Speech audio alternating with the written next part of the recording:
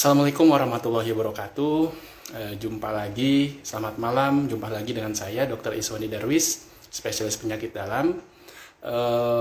Di akhir pekan, awal tahun baru 2020, ini tanggal 3, gitu ya, tanggal 3, besok di hari Senin, minggu pertama di minggu pertama di tahun baru. Semoga saja besok aktivitasnya lebih baik dibandingkan kemarin-kemarin. Baik, kali ini saya akan ngobrol dengan Dr. Arina.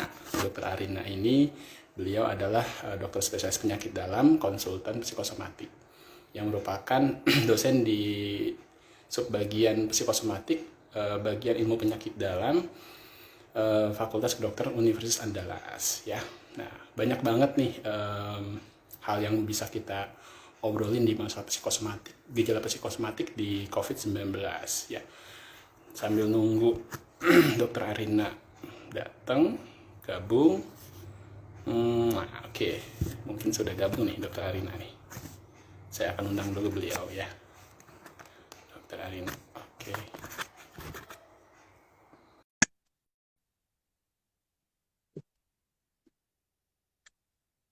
Ya. Oke. Assalamualaikum. Waalaikumsalam Dokter Arina. Apa kabar, Dok? Apa kabar? Baik, alhamdulillah. Alhamdulillah. Di Padang gimana, Dok? Lagi hujan ya? Oh, pagi tadi, malam ya, Oh, pagi. menjelang subuh. Hari ini cerah banget. Terakhir saya tuh ke Padang bulan Oktober, Dok. Oh, zaman COVID, pandemi ini. Waktu itu, iya, pandemi Oktober saya ke Padang karena Oh nengok ya. anak. Dokter, tahu nggak, Dok, saya lagi masa isolasi COVID juga. Oh iya, Iya, dapat jatah saya juga ya. konfirmasi, dapat jatah, saya konfirmasi positif tanggal 8 Desember. Terakhir saya swab pulang, ternyata masih positif. Tapi kondisi saya 7 hari isolasi di rumah sakit karena gejala ringan, Ya, Dok. ya, ya. Masih isolasi di rumah sakit, Dok, gitu. Jadi Saya akan memang nggak ada. mencoba ya. Saya juga mencoba kan waktu November awal, tapi isolasi mandiri di rumah aja sih ya, seminggu. Alhamdulillah langsung negatif. Ya, Alhamdulillah. kayaknya digildir ya. Gimana lagi? Terima kasih udah saya ngundang dokter untuk bisa Ya. edukasi bareng-bareng untuk COVID-19, tapi di bidang psikosomatik, Dok. Jadi kemarin saya lihat IG live dokter, tidak spesifik COVID sih ya, Dok, ya, tapi saya punya inisiasi. Mungkin kalau ngobrol tentang COVID di psikosomatiknya lebih enak nih. Dan saya lihat Dokter Arina kan memberikan edukasi, enak didengar sama masyarakat gitu, Dok. Nah, ya, sebelumnya saya buka dulu, Dok, ya. Assalamualaikum warahmatullahi wabarakatuh. Selamat malam, salam sejahtera untuk kita semua. Terima kasih buat teman-teman di Instagram sudah gabung pada malam ini, minggu malam pertama di tahun baru, tahun 2021. Kali ini saya mengundang Dr. Arina Widya Murni, spesialis penyakit dalam, konsultan psikosomatik, Finasim, yang merupakan dosen di divisi di subbagian psikosomatik, bagian ilmu penyakit dalam, FK Unan, RSUP Dr. M. Jamil, Padang. Nah, beliau sudah konsultan psikosomatik, jadi lebih paham mengenai problem-problem psikosomatik yang ada di pasien gitu ya, terutama nih lagi pandemi seperti sekarang ini gitu, Dok. Gitu, Dok. Mungkin udah komplit perkenalannya ya. Iya, Dok. Saya sendiri, saya dosen Fakultas Kedokteran Universitas Lampung di bagian penyakit dalam, Dok, di Universitas Lampung, di Lampung.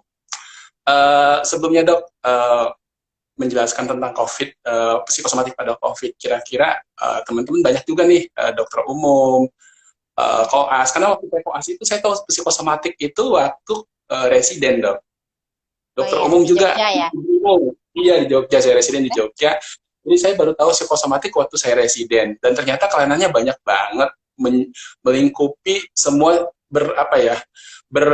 beririsan dengan subbagian lain, dan banyak banget keberhasilan terapi itu, aspek psikosomatik itu memegang peranan penting juga untuk keberhasilan terapi. Nah, sebelum lebih jauh tentang psikosomatik di COVID, Mungkin dokter memberikan penjelasan dulu tentang psikosomatik di bagian penyakit dalam itu seperti apa, dok?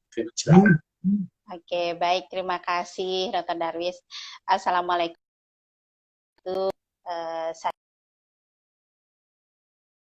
Saya diundang bergabung di Instagram live-nya Dr. Darwis. Saya lihat followernya banyak ini, 6 ribuan ya.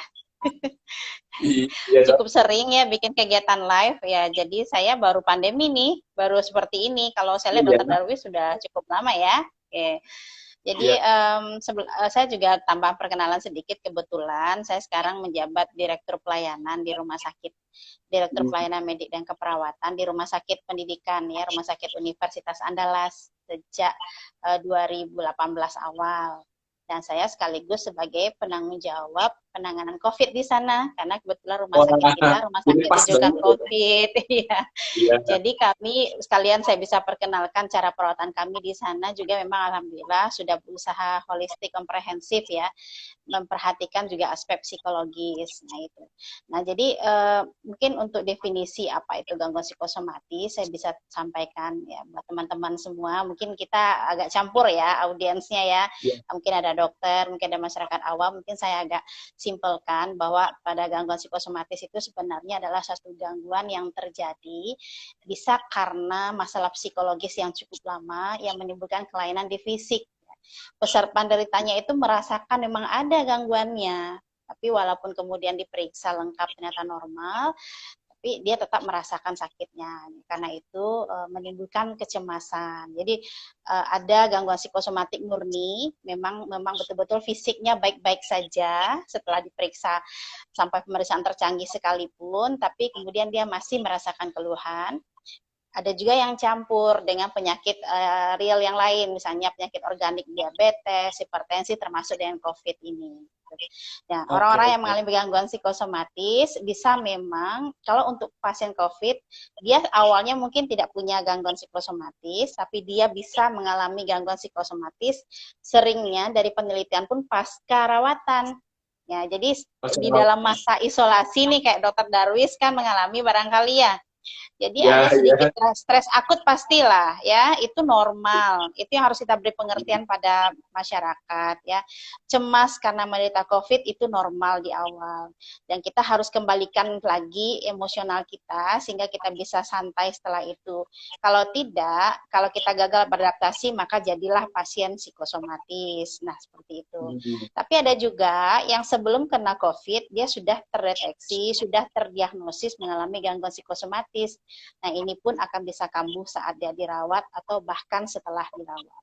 Seperti itu. Kepentingannya kenapa kita perlu, akhirnya saya membuat acara Instagram Live, saya bikin YouTube channel juga, saya bikin sharing talk juga di awal-awal pandemi karena ada kekhawatiran juga kalau informasi yang diterima oleh teman-teman atau pasien kita itu nggak pas, justru mereka akan jatuh pada kondisi yang lebih berat ya.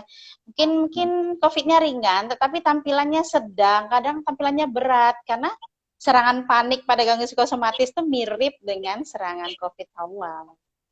Jadi kita harus berikan suatu pemahaman pada pasien-pasien psikosomatis. Nah, itulah kenapa saya juga akhirnya melakukan kegiatan Instagram Live seperti itu ya, setiap Sabtu sore di IG saya. Itu, Dr. Darwis, secara ringkas lah ya. Iya, ringkas ya dok. Kalau saya dengar sih beberapa pasien saya juga, saya karena saya merawat pasien COVID, saya DPJP, kemudian saya juga jadi pasien gitu ya dok ya. Jadi banyak banget pasien itu merasa dikucilkan dok. Jadi setelah dirawat 14 hari nih pasien COVID 14 hari atau sampai dengan 3 minggu bahkan dengan gejala berat. Terus dia pulang itu, kita kan nggak bisa nunggu pasien ini langsung negatif ya dok ya, ada juga yang positif pulangkan. Nah, kadang-kadang masyarakat tuh mengucilkan bahwa dia ini pembawa virus, kemudian jadi nggak diterima di masyarakat gitu, walaupun pakai masker, walaupun tidak pernah keluar rumah. Tapi kadang-kadang itu kalau dia udah sembuh pun 1 bulan masih ada sisa gitu. Ternyata membuat dia itu kembali ke masyarakat susah, sehingga dia stres.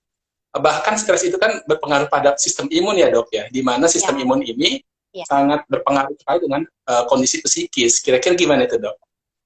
Jadi gini, stres itu sebenarnya harus kita pahami bahwa apapun yang buat kita tidak tenang, tidak nyaman, merasa terancam, tidak senang aja, misalnya ruangan terasa panas, itu bikin kita stres. Nah, stres itu mungkin dialami oleh semua orang, gitu ya.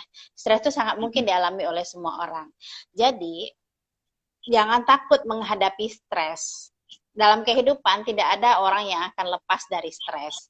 Nah, stres mana yang akan berpotensi menjadi gangguan psikosomatis, yaitu stres yang ditangkap sebagai ancaman sehingga rasa takut yang berkepanjangan. Di-stres namanya kan. Rasa takut berkepanjangan ini akan mempengaruhi tubuh kita. Jadi orang banyak selama ini menduga ini hanya masalah hati, ya kan? Stres itu hanya masalah cemas, masalah takut, sedih, ya, depresi dan sebagainya.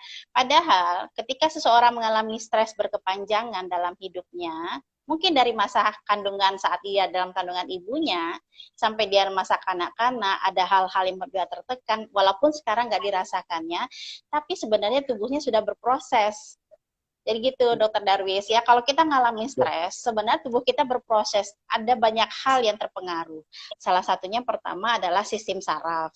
Ya, saraf otonom simpatis dan parasimpatis kita akan terjadi gangguan keseimbangan juga, ya. Yang ketiga bisa gangguan di neurotransmitter di sel otak kita itu kan ada zat yang bersifat mempengaruhi dan semua obat-obatnya bekerja berdasarkan pola neurotransmitter, ada serotonin, ya, dopamin dan sebagainya.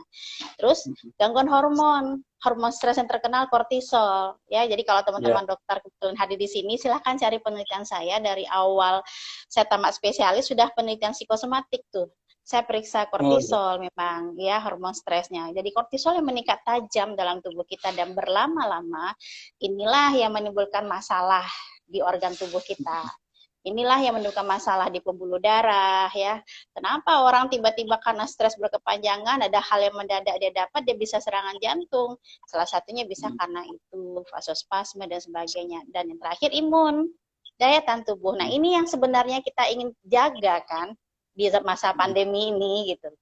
Jadi orang yang mengalami stres itu jadi peningkatan penanda inflamasinya, sitokin proinflamasinya. Penelitian saya untuk pasien dispepsia fungsional saja, interleukin 6-nya berubah tuh. Berubah ya, Dok ya. Iya,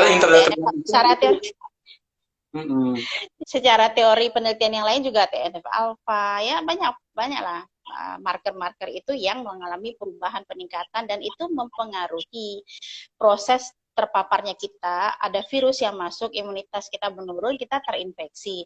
Terus perburukannya bisa berjalan kalau kita tidak berusaha menenangkan diri kita, mengatasi stres kita, bisa terjadi perburukan, ya. Karena apalagi sekarang COVID itu kan perjalanan klinisnya nggak bisa ditebak ya, Dok. Ya kan? Mungkin ada pengalaman ya, pasien tiba-tiba baik-baik saja, tiba-tiba drop gitu, down dan pergi gitu kan, betul. Jadi itu 1000 wajah lah kalau kita bilang kan, ada yang tampil awalnya katanya hanya serangan sesak nafas, sekarang diare pun bisa gitu. Yang terbaru delirium juga kan, jadi banyak hal-hal yang membuat kita nggak bisa memastikan ini COVID atau tidak gitu loh. Nah jadi 5 hal ini bisa terjadi semuanya dalam satu orang gitu. Nah kebayangkan kalau pemulihannya jadi lama, maka ada beberapa pasien yang kami coba perhatikan di Rumah Sakit Unan, kalau dia awal masuk tuh gelisah, ketakutan, itu memang lama dia negatifnya, sampai lama ya, Dok ya? 3-4 minggu baru negatif, padahal dia gejalanya sedang gitu, ringan sedang. Tapi ada pasien kami, saya di awal-awal dulu ya pengalamannya, ada pasien kami sejak masuk itu beliau tuh sholatnya rajin, ya dia sholat tempat tidur ya, ngaji, nggak pernah ada aktivitasnya, betul-betul itu saja, dan dia cepat positif dan negatifnya. Minggu kedua dia langsung pulang ya, dengan kondisi konversi 2 kali negatif. Mungkin imunnya meningkat dengan bacaan Al-Qur'annya, ya kan. Nah, kami di Rumah Sakit Unan melakukan perawatan seperti itu. Jadi kita buat grup WA-nya, kemudian pasiennya kita telepon ya, saya video call dengan pasiennya. Kalau dibutuhkan obat saya kasih obat, kalau butuh pendekatan saya ajak psikolog. Nah, alhamdulillah perbaikannya mereka merasakan nyaman sekali dengan panduan-panduan yang kita berikan. Jadi peran psikologis itu penata laksanaan COVID menurut saya itu harus gabung. Secara fisik dia diberikan obat-obatan yang kita sesuai dengan protap, tapi psikologisnya pun diraih gitu. psikologisnya juga dirangkul, sehingga mereka pun tahan kalaupun pulang, dia nggak peduli kalau orang stigma ke dia, nggak peduli gitu. Karena apa yang saya bilang, Bapak Ibu yang mau isolasi karena COVID itu pahlawan. Bapak Ibu itu pahlawan karena mau mengorbankan kebebasan kita. Kan kita mengorbankan, kayak Dokter Darwis kan terpaksa nih diisolasi, artinya nggak mau interaksi dengan siapapun, mau mengorbankan hak azazi kita loh untuk bebas kemana saja, untuk menjaga supaya orang lain tidak tertular. Hebat nggak? Yang mau isolasi, Bapak Ibu yang mau isolasi itu pahlawan luar biasa. Anda menjadi orang yang terbaik di muka dunia ini karena mencegah orang lain terpapar. Ini yang saya suntikkan terus sama pasien-pasien itu. Sehingga akhirnya ketika pulang, andaikan ada stigma dari tangganya, nggak mau nyapa, takut ketemu, ya whatever lah gitu. Dia nggak merasa aneh gitu loh. Malah justru kadang akhirnya kasihan tuh orang nggak ngerti-ngerti ya. Justru begitu, itu tuh yang bakal kena. Seperti itu dia prinsipnya. Jadi pasien-pasien kita kalau pulang kami kasih bunga karena dia sudah menjadi pejuang, dan mereka berani bikin video, bikin apa, ada yang bikin YouTube, kebetulan ada YouTuber juga ya kan, ada di Instastory, berani bilang saya penderita COVID di rumah sakit Unan, alhamdulillah sudah begini, jadi mereka nggak takut kalau orang tahu dia COVID gitu. Karena dari awal kita berikan penekanan seperti itu. Begitu Dokter Darwis pentingnya penata laksanaan psikologis. Apalagi kalau dia sudah dikenal mengalami gangguan psikosomatis. Ya dok, sebagai informasi saya kan tanggal 9, saya terakhir itu masih positif dok, tapi memang city value-nya itu sudah meningkat. Saya juga bingung ini, berpikiran positif seperti apa sih dok? Karena kadang-kadang pikiran positif itu apa sih, masih bingung. Teman-teman di Instagram juga kadang-kadang, dok ini kok saya nih negatif, dari positif ke negatif lama banget, sampai sekarang 1 bulan saya belum negatif juga. Ada juga kawan saya yang minggu.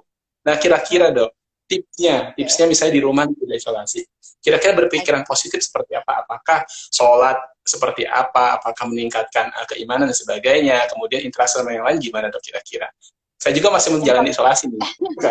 Ya, jadi tidak gampang memang untuk melatih berpikir positif itu. Itu bukan sesuatu yang ada panduannya, karena sangat dipengaruhi oleh karakter orangnya, sangat dipengaruhi oleh pola asuh yang dia punya, yang dia dapat dari kecil, ya kan, sifat, ya kan, kepribadiannya. Jadi tidak bisa disamakan. Makanya saya bilang sebenarnya untuk menjadikan kita berpositif thinking, yang penting itu pertama saat kita isolasi itu relax, me time. Dokter Darwis me time-nya apa? Nyamannya ngapain?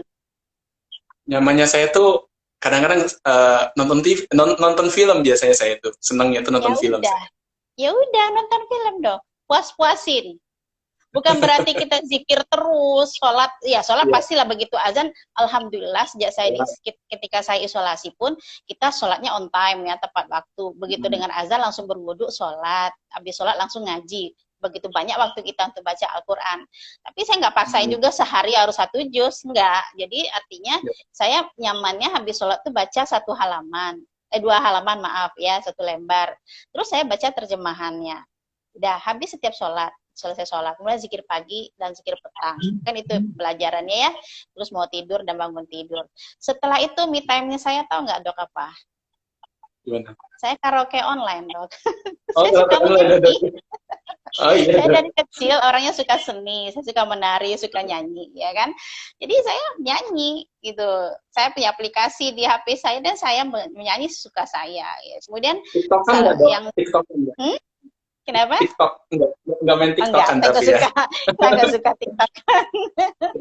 Ya kemudian saya posting apa saja aktivitas saya di Instastory saya atau di Facebook ya, di berita Facebook. Semua yang saya dapatkan di dalam saat isolasi itu saya berikan penghargaan. Misalnya saya isolasikan di rumah, jadi anak-anak perempuan saya kan ada 2, mereka yang masak. Setiap waktu bertanya, ibu mau makan apa? Nah, begitu makanannya diantar ke saya nikmati, saya betul-betul berusaha menyenangkan diri saya dengan apa yang disediakan gitu loh. Saya pedimeni sendiri, pokoknya kita melakukan apa saja yang menurut kita selama ini begitu susah kita lakukan. Pakai masker kalau perempuan, pokoknya me time lah. Dan kemudian saya menulis, salah satunya menulis. Jadi artinya siapapun pilihlah sesuatu yang betul-betul kita sudah lama nggak kerjain, mungkin hobi kita yang bikin kita nyaman, fokus di sana saja. Karena memang kita harus mengalihkan perhatian dari keluhan COVID. Nah, itu Ya, kunci yang kedua ya. Yang pertama me time, yang kedua kita harus mencari pengalihan perhatian dari keluhan COVID. Karena semakin dirasa tuh tenggorokan, semakin sakit, semakin terasa demam, terasa kok tambah panas gitu ya. Keluhan itu bisa menjadi bertambah terus kalau kita fokus ke keluhan tersebut, walaupun ada. Saya pernah ngalamin hari ketiga itu memang merasa nih hidung mulai berkurang penciumannya, badan mulai meriang, tapi saya nggak mau menyerah. Saya akhirnya menyibukkan diri dengan bikin tulisan apa saja. Akhirnya selesai satu tulisan 5 halaman ya, yang saya share ke Facebook. Nah, jadi artinya me time kita terserah ya, tidak bisa harus sama dengan kita ya. Kalau Dokter Darwis misalnya tadi sukanya apa tadi Dok, nonton film, ya belum tentu yang lain juga suka kan. Nah gitu. Jadi itu yang kedua, cari cara untuk mengalihkan perhatian. Yang ketiga, kalau masih susah relaksasi, latihan relaksasi itu gampang, latihan nafas ya, tarik nafas, tahan, kemudian lepas pelan-pelan, tahan. Itu banyak tekniknya ya, bisa meditasi, yoga, apa saja silahkan. Kalau saya cukup relaksasi dengan latihan nafas saja. Ya kalau di Jogja itu latihan pasrah diri kan, Dokter Sis atau Dokter Sika ya. Iya. Nah boleh dipakai apa saja, itu banyak metodenya, banyak tekniknya di YouTube. Nah, kemudian olahraga, jangan lupa ya, walaupun di kamar, Dokter Darwis setiap jam 9 kalau bisa berjemur, setelah itu atau sebelum paginya bisa berolahraga dulu. Nah, latihan fisik, kemudian mengalihkan perhatian, relaksasi, me time, itu akhirnya waktu kita habis dan tambah ibadah kita tadi, insya Allah 24 jam terasa sebentar. Kita nggak sempat mikirin gimana ya supaya negatif, memaksaan gimana ya supaya bisa berpikir positif, itu malah bikin tambah stres kalau nggak dapet. Ya kan, picu stres lagi. Nah, akhirnya lingkarannya begitu terus gitu. Terus ini Dok, ada pertanyaan. Dokter, izin bertanya, apakah gejala psikosomatik ini bisa diberikan terapi simptomatik? Jadi psikosomatik gejalanya diberikan terapi simptomatik, misalnya kayak mual-mual, nyeri kepala, apakah ada intervensi lain Dok kira-kira? Justru perlu orang yang mengalami gangguan psikosomatis justru perlu diberikan obat simptomatis karena akar masalah dia adalah keluhan ini. Jadi keluhan ini dibuang dulu, ada mual, ada kembung, kasihlah obatnya yang sesuai, kasihlah lansoprazol atau apalah untuk mengatasi itu. Ada demam, boleh kasih paracetamol, seringnya kan meriang ya, demam subfebril, tidak apa-apa. Justru mereka perlu diintervensi dulu sebelum diajak untuk berpikir rileks. Nggak gampang loh, orang lagi panik disuruh tenang nggak gampang, orang lagi nangis disuruh tenang nggak gampang loh Dokter Darwis. Koreksi dulu tuh keluhannya, dia ada nyeri, kasih obat nyerinya, boleh, nggak masalah. Karena emang combine ya. Jadi adik-adik teman-teman juga mesti tahu bahwa saat ini mestinya kita memakai konsep integratif medicine. Integratif medicine itu tidak hanya western medicine obat-obatan saja, bahkan kita boleh kalau pasien kayak di COVID kan sekarang banyak memakai herbal. Nggak usah dilarang. Memakai madu, habatus sauda, silahkan. Kuncinya adalah supaya tidak ada saling, kita nggak tahu nih intervensi saling ada efek antar obat ini, ya jarakkan 2 jam dari obat-obat medis. Gitu aja biasanya saya sarankan. Boleh coba ini Bu, boleh coba itu, silahkan asal masuk akal. Tapi kalau misalnya sesuatu ada batu taruh di air diminum kan tidak masuk akal, itu tidak saya izinkan. Tapi kalau misalnya kalau di Padang istilahnya daun sungkai, apa sih Indonesianya ya? Kalau COVID ya, betul. Itu, daun sungkai direndam, terus diminum. Itu saya juga pakai itu waktu itu. Dikasih sama teman ya diterima. Orang banyak baik banget pas kita isolasi itu kan Dokter Darwis ya. Kirim makanan, kirim madu ya kan. Nah, jadi saya terima. Karena apalagi sekarang COVID kan belum jelas nih obat antivirusnya apa yang real meng-kick virusnya. Jadi ya mungkin saja banyak hal yang bisa bantu. Makanya Western medicine itu memungkinkan kita menggunakan obat-obat Eastern. Eastern itu kayak di Asia ini kan ada daun ya, jamu dan sebagainya. Boleh, nggak masalah. Ya. Ini Dok, ada pertanyaan lagi Dok nih tentang psikosomatik juga nih. Saya habis pulang dirawat, Dok. Kemudian setelah pulang dirawat, terkena tifus, GERD, radang tenggorokan. Pas dirawat, saya ada indikasi ke COVID.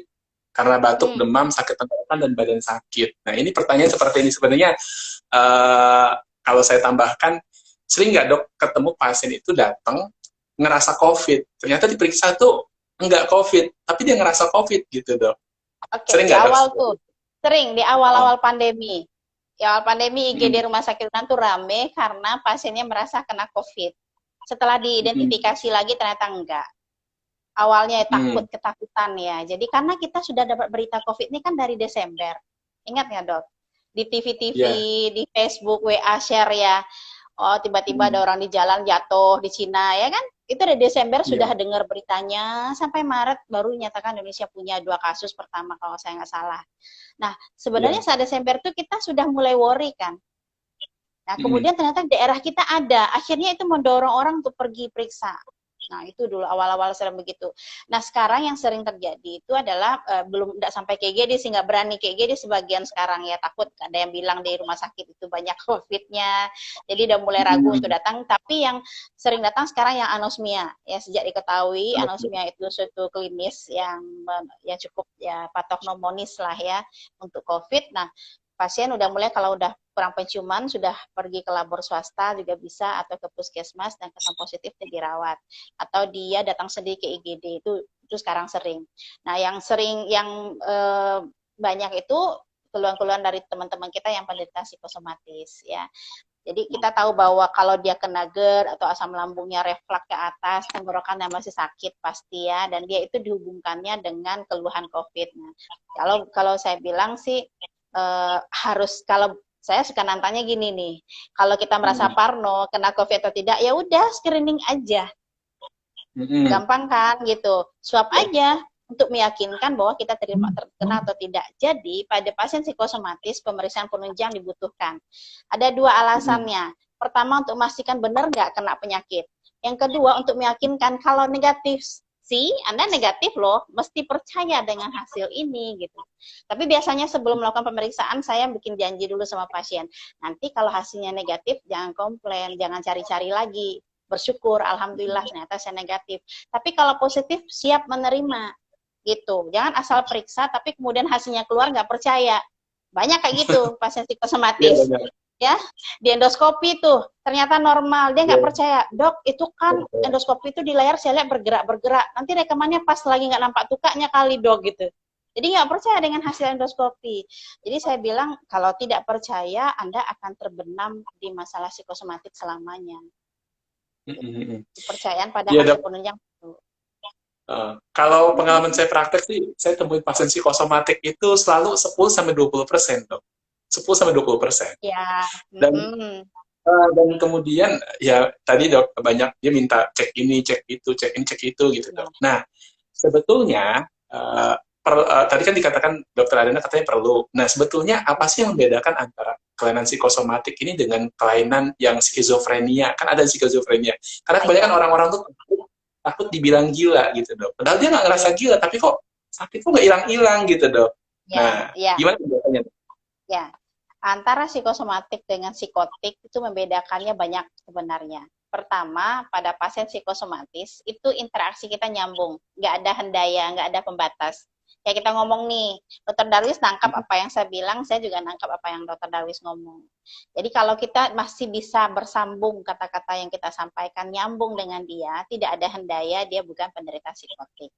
Kemudian halusinasi, ya halusinasi, ada depresi yang berat bisa ada halusinasi, tetapi selagi dia tidak ada hendaya, dia masih bisa kita bantu kalau di penyakit dalam. Tapi kalau sudah ada halusinasi yang cukup berat, ya ada bau yang nggak jelas, ada telinga yang mendengar, atau apa, mata melihat, ya itu sudah ranahnya psikiater. Kita harus rujuk ke sana, ya. Kemudian bisa ada waham, ya, ada flight of idea. Jadi dia lagi ngomong, dia pindah-pindah ngomongnya nggak jelas, ya nggak fokus. Tapi nggak fokusnya tuh betul-betul melompat-lompat. Ada juga ya pasien psikosomatik tuh kadang dia ngaku nggak fokus, nggak konsentrasi. Tapi ketika dia bicara, dia nyambung dengan kita. Jadi gampang sebenarnya membedakannya Dokter Darwis ya. Dan seringnya memang masuknya ke kita ya. Seringnya datanya kita betul. setelah kita lakukan anamnesis yang nggak dalam, oh ini sebenarnya sudah ranahnya psikiater, dan saya biasanya pasti rujuk. Karena kalau tidak kasihan ya berlarut-larut gitu. Nah, kadang-kadang pada pasien psikosomatis yang sudah mengalami gejala somatisasi yang sulit dikendalikan, itu juga harus saya rujuk ke psikiater. Misalnya ya, dia mengeluh seperti ada yang bergerak-gerak di kepalanya, di perutnya itu seperti ada yang bergerak-gerak, yang dan sebentar dia terfokus di situ, sulit untuk mengendalikan pikirannya, kita mungkin sebaiknya rawat ke psikiater. Kita bantu Jadi dengan psikiater. batasannya itu apa ya, Dok? Insight ya, Dok ya? Pengenalan Ya, diri bahwa iya, insight gitu ya. Jadi kalau iya, kalau masih bisa kenali orang, bisa ngobrol biasa, itu insight masih baik ya, Dok ya? masih bagus ya. Baik. Ini ada pertanyaan, Dok, mungkin di luar risiko somatik nih, Dok. Saya sudah rapid antigen hasil negatif.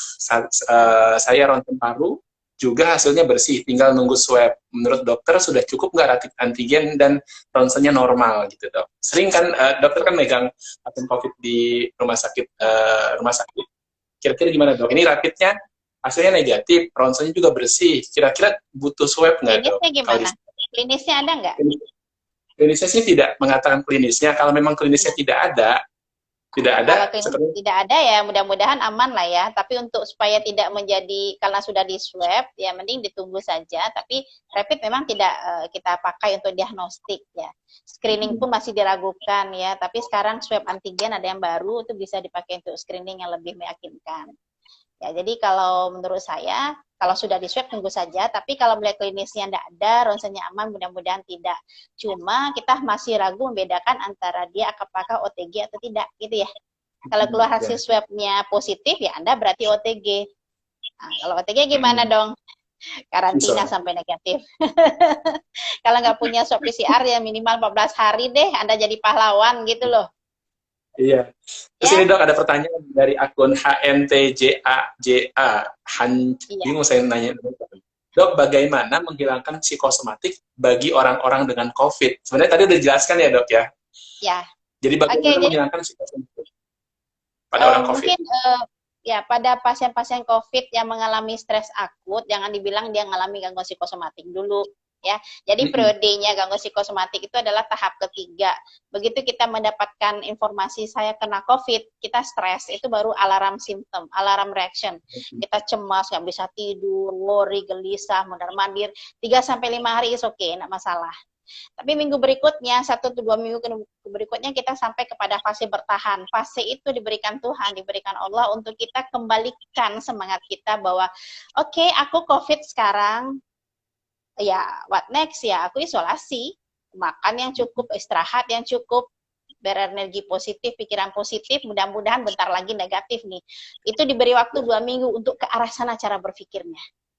Jadi artinya coping mekanismenya aktif, berusaha beradaptasi dengan oke, saya sekarang COVID.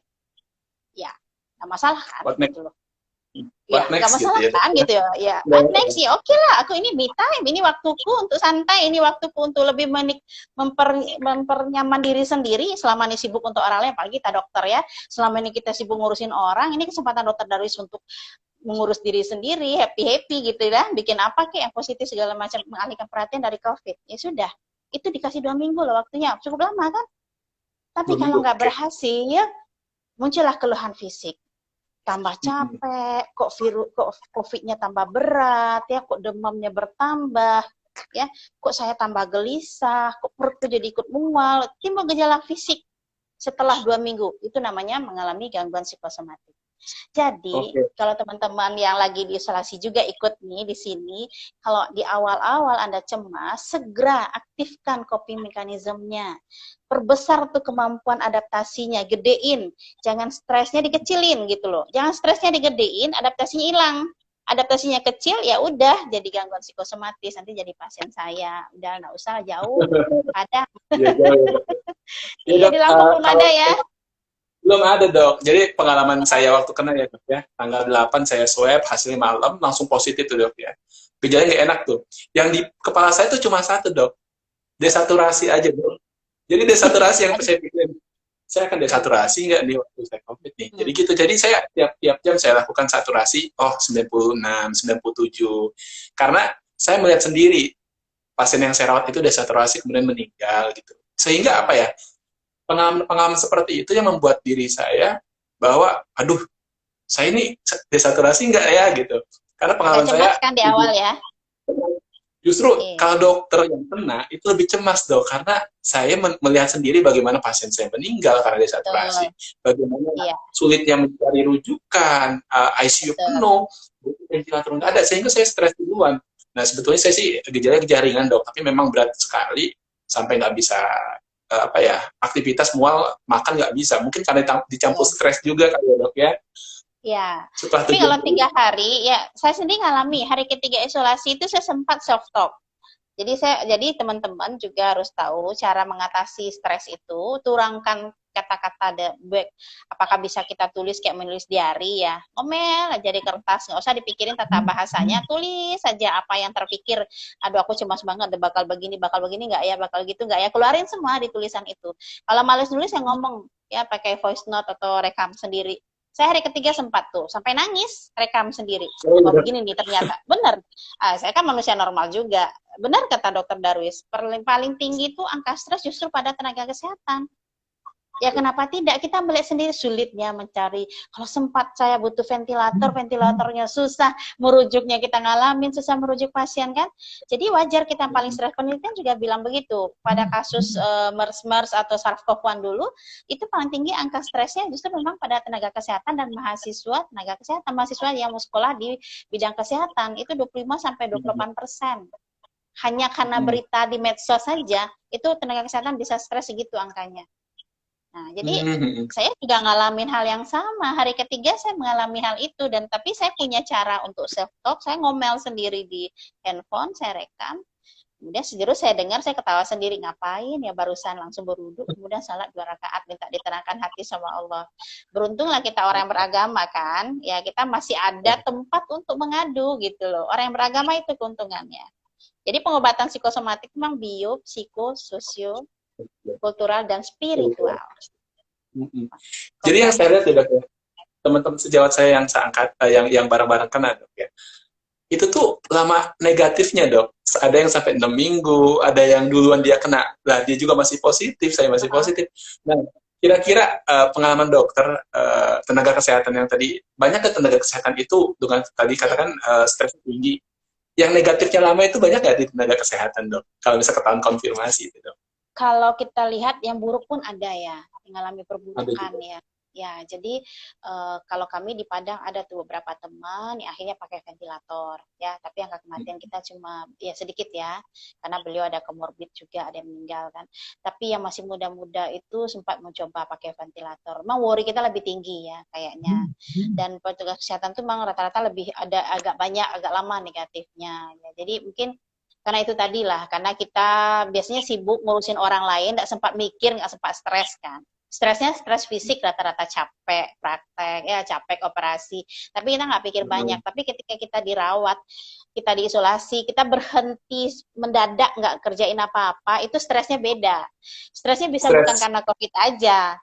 Stres karena mono, mau ngapain nih gue gitu ya. Biasanya sibuk ini, sibuk itu, 3 rumah sakit gitu loh Dokter Darius kan. Iya betul.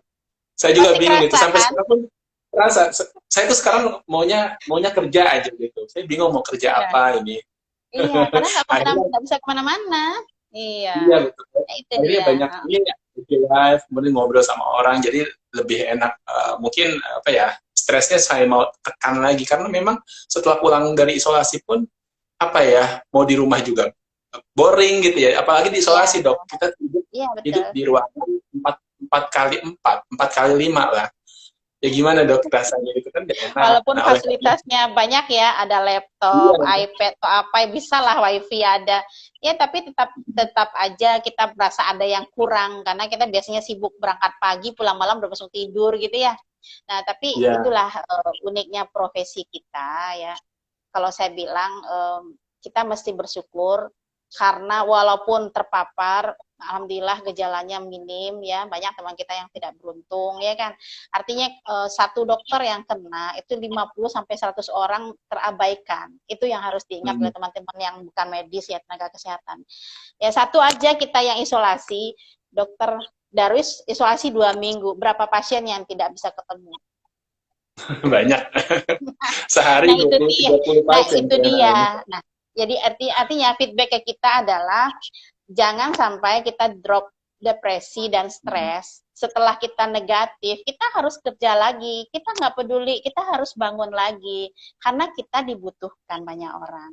Kalau teman-teman yang tidak dokter, tidak tenaga kesehatan, COVID, saya bilang, Anda pahlawan, Anda tahan diri Anda. Kalau dokter berkali-kali lipat pahalanya, Anda tahan tidak mau menularkan virus ke pasien yang Anda periksa, kemudian kita berusaha nih mengisi stamina kita sebanyak-banyaknya, charging lagi, untuk kemudian ketika kita keluar dari isolasi, kita menggantikan teman-teman kita yang sudah sangat kelelahan di luar sana sekarang. Gitu Dokter Darwis.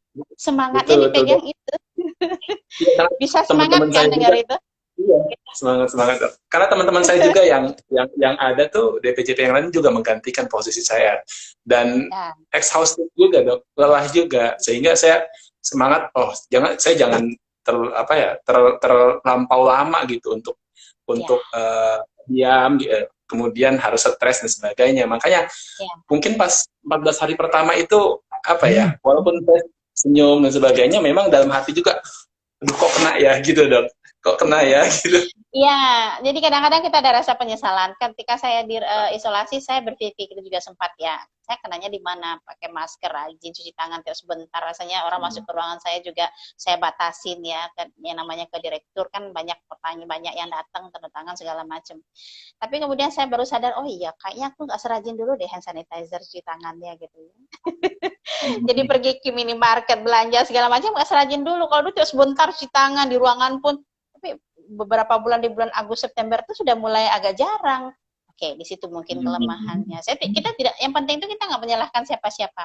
Yang terbaik dalam hidup adalah ketika kita terkena COVID, yang kita lakukan adalah kita sadarin, oh mungkin aku yang salah nih. Kayaknya ada yang aku kerjain yang nggak pas sehingga aku terpapar. Udah itu aja. Jangan mencari saya kena dari siapa ya. Terus kita cari lagi, kita tinjau lagi ke belakang. Yang ada tambah stres Dok. Iya betul Dok. Yang penting kayaknya aku yang lalai deh. Gitu. Kayaknya saya nih ada yang kena nih, ada yang kurang nih, saya kurang ini kurang itu, ya udahlah ke depan saya lebih hati-hati. Begitu aja. Ya. Simple kan? Terus ini Dok ada pertanyaan lagi Dok. Ini ke vaksin dari HNT JAJA.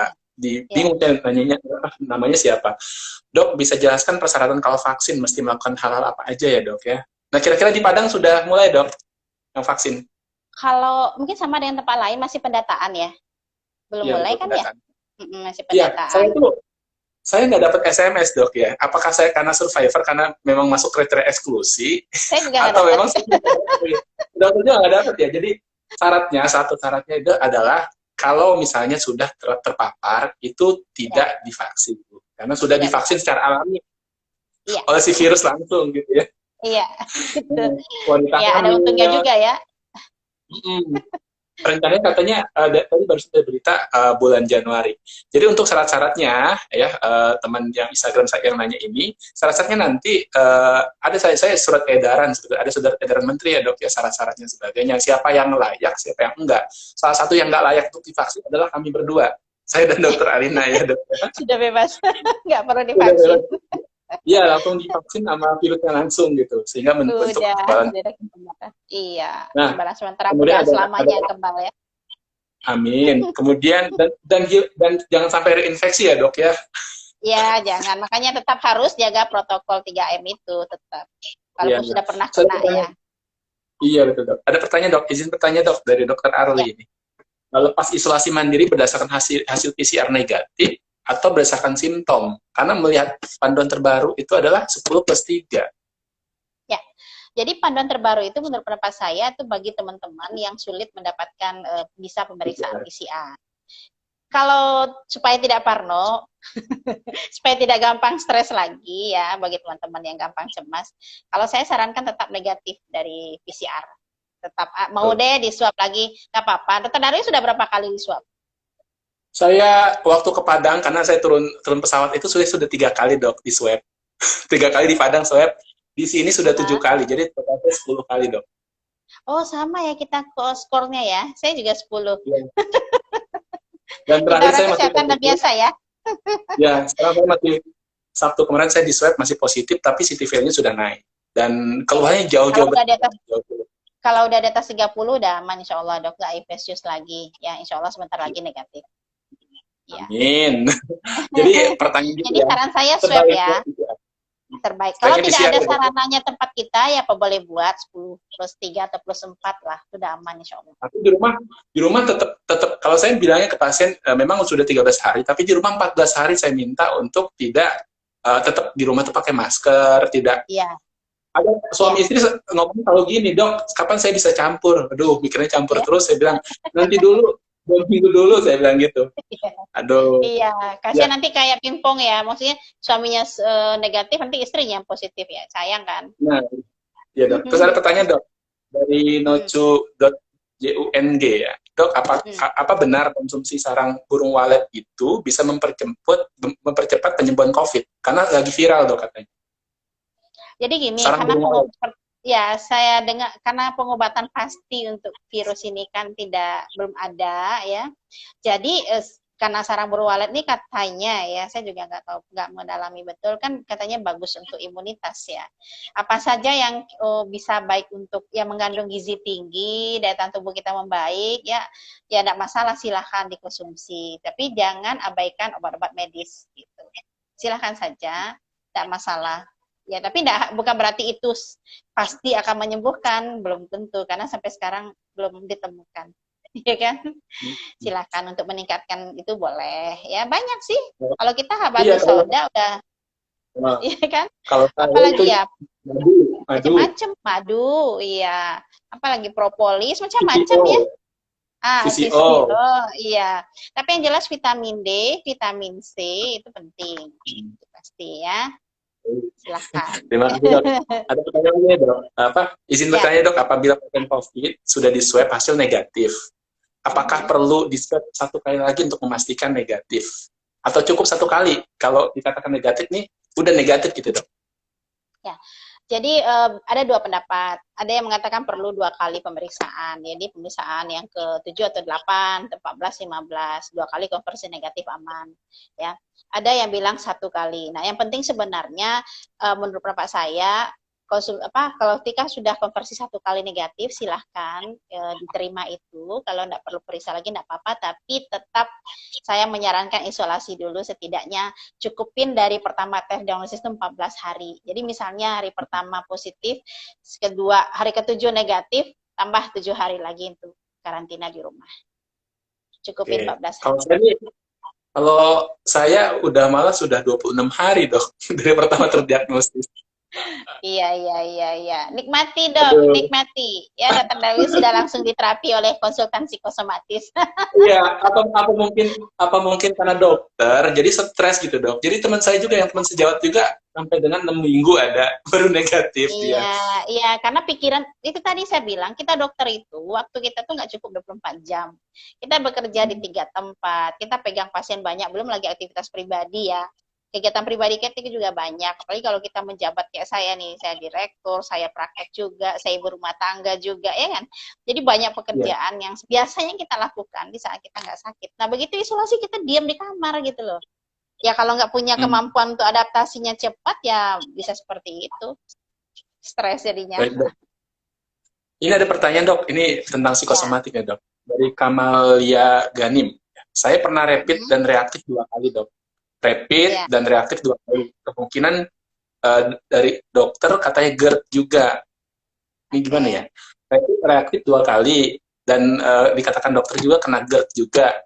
Tenggorokan alhamdulillahnya swabnya negatif, tapi dok kemudian diminta untuk isolasi 2 minggu. Dari situ saya kena psikosomatik, sering panik attack, kemudian cemas dan sebagainya. Bagaimana menghilangkan rasa cemas tersebut dok? Karena sebetulnya ini swab udah negatif ya dok, tapi dia masih reaktif di pikirannya seperti itu, sehingga ada keluhan GERD, cemas dan sebagainya. Ini kasus psikosomatik banget nih dok. Gimana dok? Iya, karena mungkin takut sangat ketika dikatakan kemungkinan COVID ya. Breaking bad news itu kan memang nggak gampang ya dok ya. Jadi teman-teman dokter tenaga kesehatan itu berikan berita buruk pada pasien itu mesti memahami dulu pasiennya siap menerima berita itu atau tidak. Pemahamannya tentang penyakit itu sama atau tidak. Karena sakingnya kita biasa sudah bilang pasien ini COVID dan ini tidak, jadi kadang-kadang kita menyamakan saja cara menyampaikan ke pasien. Ternyata pasien seperti ini, beliau traumatik ya. Jadi beliau kaget dengan berita COVID, walaupun ternyata negatif. Nah gitu. Kalau ternyata sudah negatif, berarti jelas dong gejala yang sekarang dirasakan sudah lewat dari 2 minggu, ya kemungkinan memang keluhan psikosomatisnya yang dominan. Nah, gimana ngatasin cemasnya? Kalau memang nggak mampu mengatasi cemas itu sendiri, artinya sepanjang hari diliputi rasa cemas sampai nggak bisa tidur, nggak bisa fokus, ya, artinya gelisah, ya harus makan obat. Itu harus konsultasi, memang harus menggunakan obat anti cemas. 5 jenis kecemasan yang paling sering pada gangguan psikosomatis: panic attack, serangan panik, gangguan kecemasan umum, OCD, fobia, dan PTSD. Nah, sebagian besar serangan paniknya adalah panic disorder. Itu harus kasih obat supaya nyaman, ya, supaya nyaman. Begitu sampai dia ke titik tenang, kita udah tenang, cemasnya bisa ditekan, di situ baru cara logika berpikirnya masuk. Di situ baru adaptasinya bisa dilatih. Tapi kalau nggak dikasih obat itu, ya susah untuk kembali normal. Karena sebentar pasti cemas terus, dan semakin lama simptom ini yang memicu stresnya. Simptom itu yang memicu kecemasannya bertambah lagi. Jadi cemas bikin sakit badannya, badan sakit bikin cemas kedua bikin sakit kedua, sakit kedua bikin cemas ketiga, begitu seterusnya. Jadi harus dikat. Harus diputus. Nah, kalau nggak mampu memperbaiki sendiri pola pikir, kunjungi dokter, minta obat untuk anti panik. Jangan takut menggunakan obat itu, karena dokter kan pakai cara yang udah jelas, ya, supaya di Lampung belum ada ahli psikosomatik. Ya, dokter Darwis mungkin minat jadi konsultan psikosomatik. Amin. Saya kasih rekomendasi. Boleh, dok. Ya, siapa yang minat nih teman-teman internis di Lampung, boleh, saya mau kasih rekomendasi. Silakan. Ada satu orang karena di Unila juga kan rencananya memang proses pendidikan penyakit dalam kan mau ditambah di pintu gerbang program itu ada nih yang dekat dengan Jakarta nih. Betul, harus ada. Masa di Sumatera baru 3 tempat, ya? Medan, Aceh udah 1, Medan 2, Padang 1, Palembang 1, baru 4. Ya, saya mau nungguin dari Lampung. Silakan nanti Jabri, ya. Saya kasih rekomendasi. Weli Tansar sudah ya dijawab ya tentang hilangin panik, ya. Kemudian jadi banyak juga, dok, ini pasien-pasien itu ngerasa sakit gitu, dok. Datang ngerasa sakit. Kemudian ada juga datang itu nyeri dada, dok, sampai dia minta di EKG, sudah di EKG, berdebar-debar katanya dia baca di Google, ini katanya kena tiroid, minta dicek tiroid gitu, dok. Padahal kan pasiennya BPJS, agak susah ya, dok, ya, kalau BPJS ini. Minta EKG, dirawat jalan EKG, ronsen, dicek TSA T4, ngabisin klaim gitu, dok. Kira-kira kita berikan edukasi seperti apa? Ini banyak sekali kasus seperti ini, dok. Ya, betul. Pertama gini, kalau pasien datang dengan keluhan menyerupai penyakit fisik, maka kita pastikan tidak ada alarm simptomnya, gitu. Jadi kalau tiroid nggak ada tanda tirotoxicosisnya, tidak ada tanda emergensinya, ya. Kalau berdebar-debar gitu, ya. Kalau nyeri dada, EKG itu kan sudah standar, ya. Nyeri dada yang spesifik, ya udah EKG saja, ya. Kalau misalnya nggak ada muntah darah, mual-mual yang hebat sampai berat badannya turun, ya itu fungsional, gitu. Ya, jadi dokter harus bisa mengatakan mana yang organik, mana yang fungsional dulu. Kalau curiga organik, ya lakukan pemeriksaan penunjang. Tapi kuncinya di pertemuan pertama, jangan lupa nanya, ini keluhan ada pemicu stresnya nggak? Ada yang dipikirin nggak? Tiba-tiba ini kambuh karena mikirin sesuatu. Nah, itu udah curiga di awal. Selama ini, kebanyakan kita menanyanya itu terakhir, udah diperiksa macam-macam, normal, wah ini karena pikiran nih, kita baru terakhir bilang ini karena pikiran.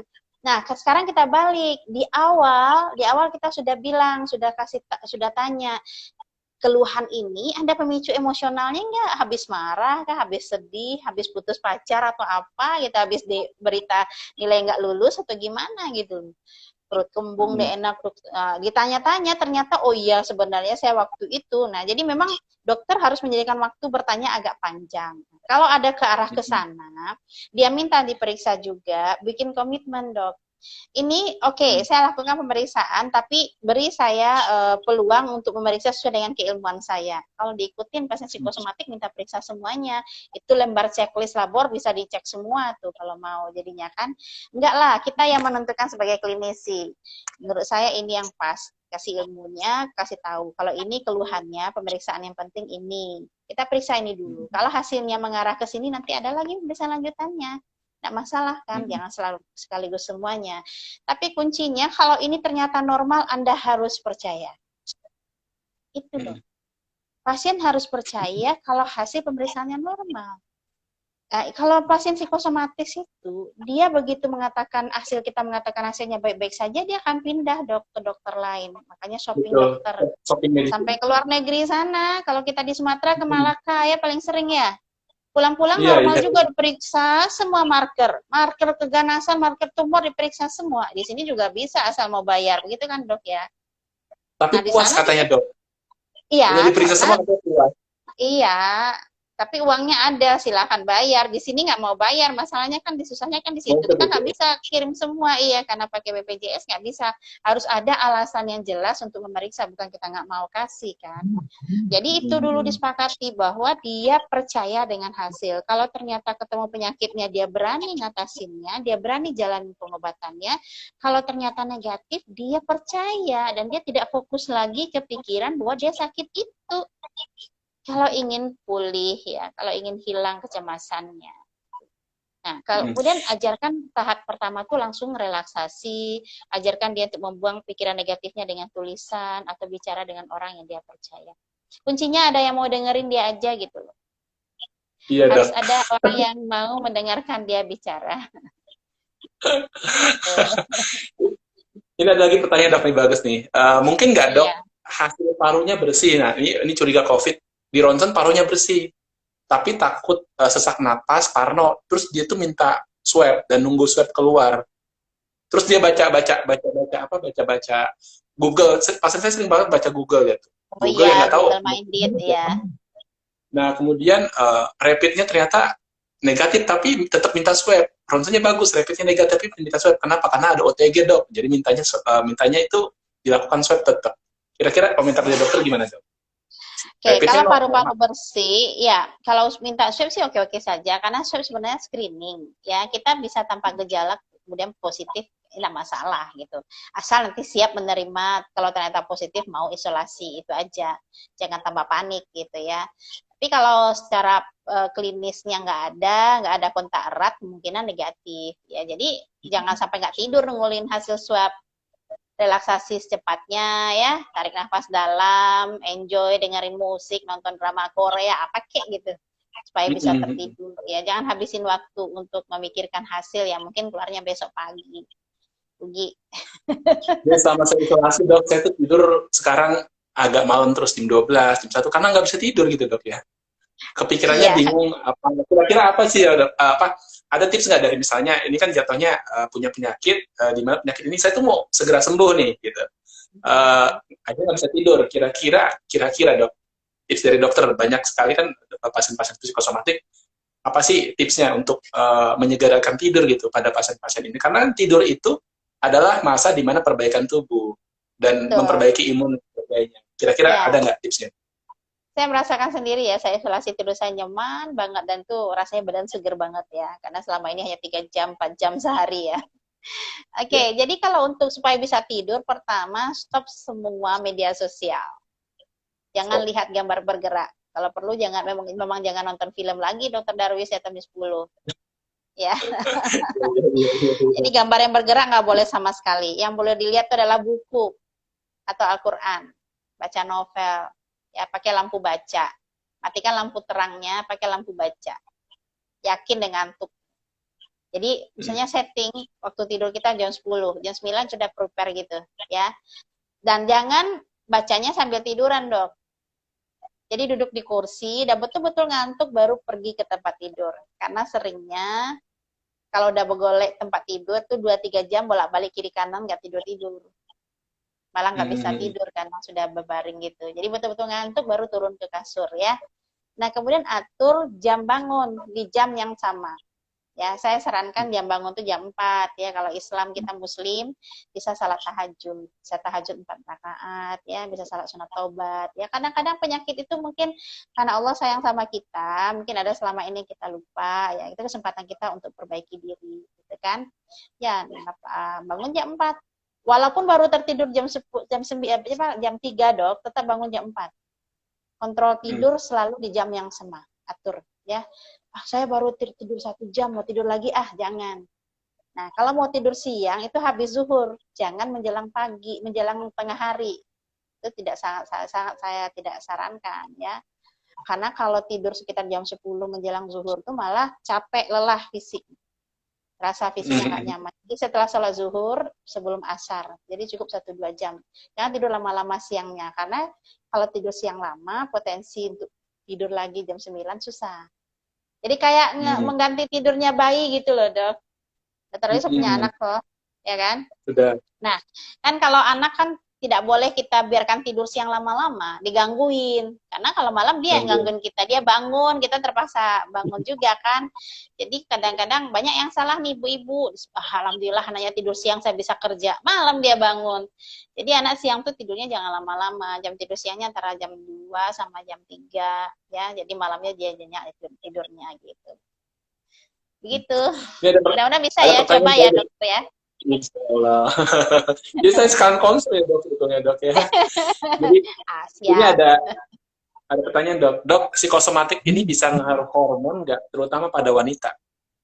Ya, saya udah bilang tadi banyak hormon yang terganggu, terutama hormon kortisol, termasuk kesuburan ya. Ya, jadi saya punya cerita menarik nih. Ada pasangan suami istri ya, udah sekian lama menikah nggak punya anak. Nah, saya tanya kesibukan suaminya ya kayak kita, berangkat pagi pulang sore kerja, malam pun masih di laptop segala macam. Yang saya suruh apa dok? Bisa nggak seminggu aja pergi liburan kemana kek gitu? Ini sebelum zaman pandemi ya, kemana gitu? Lupakan semuanya, stop semua kontak dengan orang lain. Me time dengan istri saya bilang. Karena mereka masih usia produktif ya. Nah, kemudian akhirnya mereka pergi ke Medan, Danau Toba katanya. Bulan depannya lapor ke saya istrinya positif. Alhamdulillah ya. Ya, jadi artinya selain dari hormon stres mempengaruhi kesuburan, kemudian kita juga nggak enjoy, gitu ya. Itu yang menyebabkan akhirnya tidak subur. Nah, kemudian hormon apa ya? Hormon stres kortisol terutama itu mempengaruhi banyak hal ya, tekanan darah, gula darah terutama ya, Dokter Darwis ya. Nah, makanya ada orang yang karena stresnya gulanya naik sesaat. Ya, ada pasien yang baru masuk serangan jantung rata-rata hiperglikemi ya, Dok. Naik gula sesaat karena serangan jantung, walaupun dia nggak diabetes, nanti kemudian normal lagi. Nah, itu karena faktor stres juga bisa ya, stres metabolik dan stres psikologis. Nah, jadi dan itu kalau terjadi sekali 2 kali ya nggak masalah karena hormon itu kembali ke kondisi homeostasis istilahnya, dia akan kembali ke kondisi normal. Kadang ada mekanisme feedback ya, jadi begitu sudah banyak hormonnya dalam darah, ada perintah ke otak kita untuk mengurangi produksi hormon. Tapi orang yang stres kepanjangan seumur hidupnya, stressful frustration dari kecil, SD, SMA, sampai kuliah, sampai kerja, nggak bisa beradaptasi dengan masalah yang dihadapin, stres terus panjang hidupnya, inilah yang kemudian menimbulkan masalah psikosomatis. Jadi enggak pula sekali kena stres hormonnya kacau, enggak. Kacau sesaat, tapi normal lagi biasanya. Ya.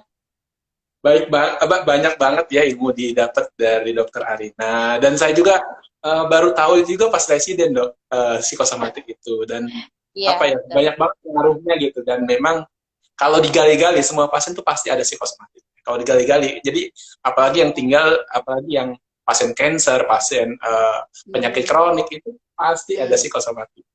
Dan kadang-kadang dokter umum kita klinis itu kadang-kadang luput. Jadi mikirnya terlalu fisik aja gitu. Jadi yang sakit perut dikasih UTI, jadi kepala kasih paracetamol. Tidak. Sosial, kultural, spiritual gitu ya. Iya, makanya tanya di awal dok. Pertama ketemu tanya pemicunya ada nggak masalah psikologisnya gitu. Banyak yang nggak ngaku dok. Banyak yang nggak ngaku. Ya. Oh, saya nggak stres kok. Saya biasanya udah tenang deh ini. Terus saya tanya gini, stres dengan penyakit nggak? Oh iya dok, saya cemas karena tensi saya. Dia nggak mengaku stres karena pergaulan, karena anak, ekonomi, suami atau istri, tapi dia rata-rata pasien kita itu cemas dengan penyakitnya. Penyemas penyakitnya. Itu masalahnya yang paling sering. Pernah ingat waktu kasus artis yang meninggal setelah main bola? Ingat nggak Dokter Darwis? Meninggal mendadak setelah main bola, Haji Mas Said. Iya, iya. Ingat? Iya, Haji Mas Said. Itu sejurus 1-2 bulan pasien saya seperti beliau semua tuh. Orang-orang muda, laki-laki. Dok, saya kena serangan jantung, nggak nyeri dada kemarin. Waktu main bulu tangkis, suatu main ini. Karena merasa akan mengalami nasib yang sama. Padahal nyeri dada itu banyak sekali jenis penyakitnya. Satu nyeri dada itu banyak sekali penyebabnya. Sakit kepala banyak sekali penyebabnya. Jadi tidak bisa sama ya. Banyak pasien kita yang menyamakan dia mengalami sakit yang sama, sakit perut terus mati mendadak Bu, gitu, meninggal mendadak. Nggak selalu sakit perut itu bisa bikin meninggal mendadak, tapi dia sudah cemas duluan. Nah, itu yang terjadi sama pasien kita. Karena mencari informasi, saya sekali lagi menyampaikan, mungkin dokter harus banyak seperti kita ini, Dokter Darwis. Kita minta teman-teman kita untuk mau ngomong di Instagram, mau ngomong di Facebook, mau ngomong di YouTube. Karena di YouTube itu, di media sosial itu banyak sekali orang-orang yang berikan suatu informasi penyakit, tapi dia bukan orang yang berkompeten soal itu. Sehingga masyarakat kita menangkapnya salah. Nah, makanya kasus psikosomatik ini juga ada peluangnya karena ada gampangnya mereka mengakses beritanya di Google, di YouTube, dan sebagainya. Jadi sudah timbul rasa ketakutan kayak ini nih, menderita hipertensi, bukan main stresnya, karena aduh dok nanti saya cuci darah. Kan tidak 100% hipertensi itu bakal cuci darah. Aduh dok, nanti saya kena serangan jantung karena tensi saya tinggi terus. Kan bukan karena tensi itu bikin serangan jantung 100%. Nah, justru ketika dia cemas tensinya naik, itu bikin tensinya tetap tinggi. Karena stres itu memicu vasokonstriksi pembuluh darahnya. Akhirnya nggak turun tensinya karena stresnya. Nah, itu yang kita harus berikan pencerahan sama teman-teman. Ya, alhamdulillah nih, sekian banyak yang hadir hari ini, mudah-mudahan bisa menangkap itu. Boleh takut dengan penyakit, tapi pastikan kita beneran atau tidak sakitnya. Jangan tiba-tiba parno aja, gitu. Jangan merasa khawatir berlebihan. Intinya tidak 100% COVID aja lah. Tidak 100% yang positif, yang kemudian mengalami pakai ventilator, kan? Berapa persen? 98% sembuh. Iya kan, gitu. Jadi artinya kita kadang-kadang salah menangkap apa tuh masalah penyakit ini. Jadi stresnya karena penyakit Dokter Darwis, bukan karena nggak mau itu kalau masalah dengan suami saya, masalah dengan anak, masalah dengan keuangan itu pasti nggak mau. Udah lama ketemu, 2-3 kali ketemu, dia baru curhat semua tuh biasanya. Pertemuan pertama yang nggak mau. Nggak terasa udah 1 jam lebih nih, 1 jam 10 menit. Dan, iya sudah cukup. Karena mungkin edukasinya asik, enak, dan banyak juga yang nanya ya dok ya. Banyak juga yang hadir di sini dokter umum, masyarakat ada juga, kemudian ahli kesehatan masyarakat, kemudian perawat, bidan juga ada dok.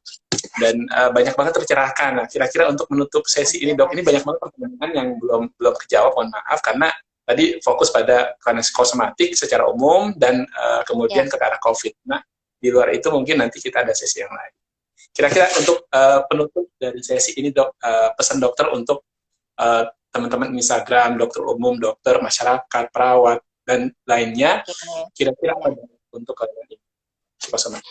Baik, ya untuk kita semua yang hadir saat ini sebenarnya Allah itu kasih kita kemampuan adaptasi sebenarnya. Bahkan binatang pun diberikan kemampuan itu.